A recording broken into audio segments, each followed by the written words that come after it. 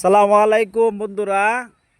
দুনিয়ার বাড়ি থাকবো দেখিয়া ইট দিয়া, পাকা ইট দিয়া কত মেহনত করে বিল্ডিং করে বানাইতেছে, কত কষ্ট করিয়া দুনিয়ার বাড়ি থাকবো।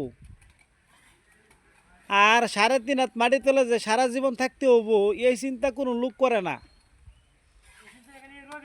হ্যাঁ, এই 3.5 হাত মাটির ঘরে যে সারা জীবন থাকতে হবো, দুনিয়াত কিছুদিন থাকবো, তাতেই ঘর করতেছে কি মানে সিমেন্ট বালু ইট, আবার মেস্তুরি ঘর টাইস করবো, কত কিছু করবো, কত নকশা করবো ঘরের মধ্যে, কিন্তু কবরের নকশা কেউ করে না। কবরের লাগিয়া কি দরকার? নামাজ, রোজা, এবাদত, ইমান, তাকওয়া, আল্লাহকে ভয় করতে হবে, তাহলে শোন হইলো।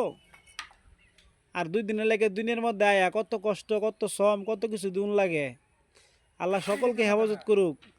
আমার মামু, আমার ভাই ভাই কবরের লাগে কিছু সামান তৈরি করুন না, দুনিয়ার লাগে তো করতাছুন।